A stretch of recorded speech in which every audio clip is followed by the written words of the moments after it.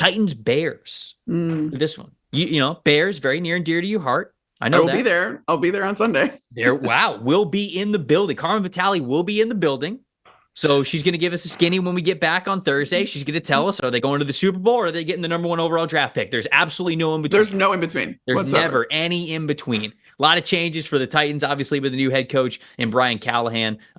Bears, you know, the story of the offseason, getting Caleb Williams, revamping that offense. They were on Hard Knocks, right? And so there's a lot of hype there for the Bears. But what do we think about this matchup? What is of all of the matchups that I feel like we could choose in this one, what's the one that you like that you want to highlight the most? Yeah, unlocking this offense and keeping Caleb Williams safe is, I think, the number one thing that the Bears need to do at this point. So that's the Bears offensive line versus Jeffrey Simmons, Harold Landry. Like, am I a little bit crazy for thinking I kind of like the Titans defense at this point? I don't know. I like it across the level, like across all 3 levels at this point, especially after they got L'Jarius Sneed. Right. I don't know. I'm looking at their defensive front and I'm like, I'm a little scared for Caleb Williams. And we have seen the offensive line in Chicago take a tremendous amount of strides over the last couple of seasons.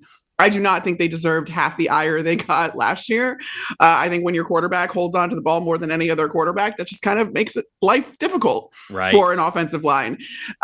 This year, that shouldn't be the case, just given the fact that, yes, you do have Caleb Williams. And even if he takes a little bit longer processing, he does have so many outs with all of those offensive weapons. So that should kind of mitigate what the offensive line is asked to do. But I spent a couple of days with Tevin Jenkins, their left guard, this summer, training with him with AQ Shipley, who we know from Tampa. Tevin Jenkins worked out with him for weeks this summer, and I was privy to 2 days of their training. But the interesting things that Tevin Jenkins told me was, we talk about that center quarterback relationship, and the Bears will have a veteran center in front of Caleb Williams come Sunday. But the entire offensive line is taking responsibility for Caleb Williams' success and therefore the success of the entire offense. They're all making checks. If they're recognizing blitzes, they're going to call it out. It's not just the center's job. It's going to be the job of the entire offensive line. So I want to see what that looks like. And I want to see that really take hold under new offensive coordinator Shane Waldron as well. Plus, Shane Waldron really likes to use his tight ends in so many different ways. And they do act as extensions of the offensive line a lot of the time. And I think that's going to help this unit as well. They're going to need it against this Titans defense that I think a lot of people are overlooking. I love the call out. I think that's great. I think the context obviously is great. Anytime that we get that kind of an insight, it's always an edge. So I'm glad that you highlighted that matchup. I'm actually going to stay in the trenches, but I'm going to flip to the other side. So the phrase exists, like, what happens when an unstoppable force meets an immovable object? Well, in this case, I'm wondering what happens when a stoppable force meets a movable object, because the Titans O-line was bad last year and the Bears D-line wasn't great last year. And we got the numbers for it in 2023. Now, look, I know that there have been some changes to both, specifically the Titans offensive line. They've got some new players in there, but they straight up have to play better, because last season, 245 pressures allowed. That was the second most in the NFL.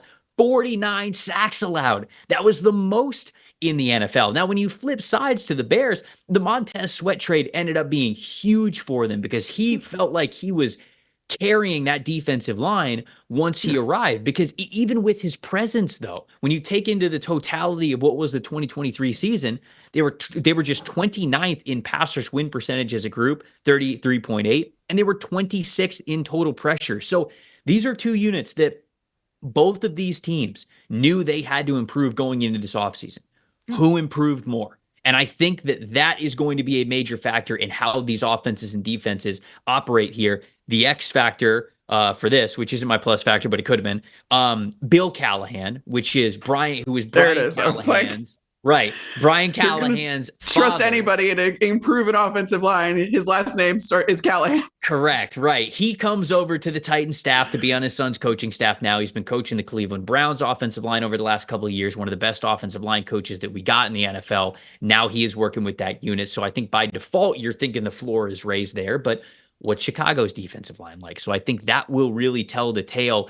Can the Titans protect Will Levis the way that they need to? Can the Chicago Bears get the pressure up front to really allow that play-making secondary they have that I love? I love the secondary that the Bears have. Yes, I do too. They're going to be aggressive to the football, but only if the defensive line allows them Yes. to have those situations to be aggressive. So, do you have And a plus factor in this one? I do. I do. I realized it wasn't in the notes, but it actually, I was thinking about making my plus factor Austin Booker, given the fact that he's the one that's going to be opposite Montez Sweat. And that was the biggest addition that the Bears even made to the defensive line. They're really hoping that they can get more out of Javon Dexter and he can take that step forward at that three tech position. I think that's still a gamble, but we're going to see.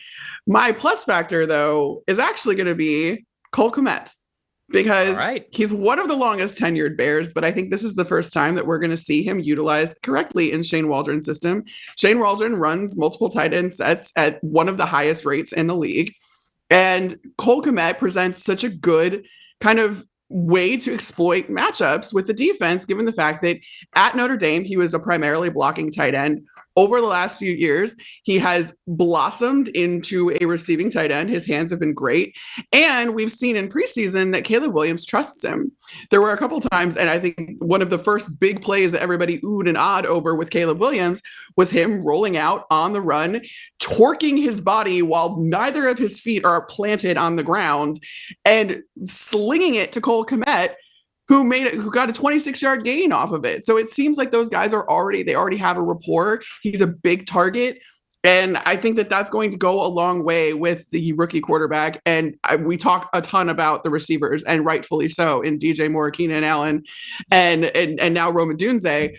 But I think that Cole Kmet is going to be a huge factor along with that. And I think that that happens against the Titans to start out with.